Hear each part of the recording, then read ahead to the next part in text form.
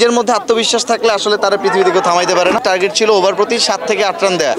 ম্যাচের মোমেন্ট আমি ঘুরাইছি কিনা আমি জানি না, আমার কাজ ছিল আমার দায়িত্ব অনুযায়ী বোলিং করা। আমার কোচ কিংবা আমার অ্যানালিস্ট আমাকে যে দায়িত্ব দিছে, আমার ক্যাপ্টেন যে আমাকে ট্রাস্ট করে হাতে বলটা দিছে, আমি খালি ওই বিশ্বাসটা রাখছি ভাই। এবং আমি বিশ্বাস করি যে নিজের মধ্যে আত্মবিশ্বাস থাকলে আসলে তারা পৃথিবী থেকে থামাইতে পারে না। বাকি কাজটা আল্লাহ করছে, আমি খালি জাস্ট আমার কাজটা করে গেছি।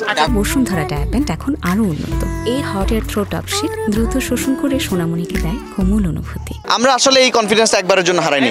সত্যি কথা বলি, যখন ব্যাটসম্যানরা যখন চালাচ্ছিল আমরা খালি একটা কথাই বলতেছিলাম যে আমাদের টার্গেট ছিল ওভার প্রতি 7 থেকে 8 রান দেয়া, এর বেশি না। যদি 7 থেকে 8 রান আমরা দেই তাহলে ব্যাটসম্যানদেরকে প্রেশার রাখা যাবে, এবং তারা প্রেশার আছে, আমরা না।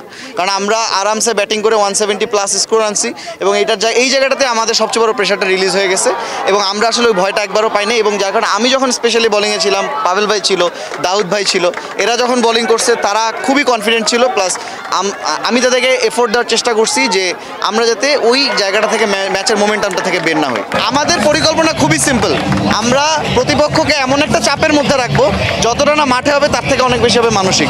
এই প্রেশারটাই আমরা রাখতে চাই, এবং আমরা চ্যাম্পিয়নের মতো এই ম্যাচটা জিতছি, আমরা চ্যাম্পিয়নের মতো ফাইনালটা জিততে চাই ইনশাআল্লাহ।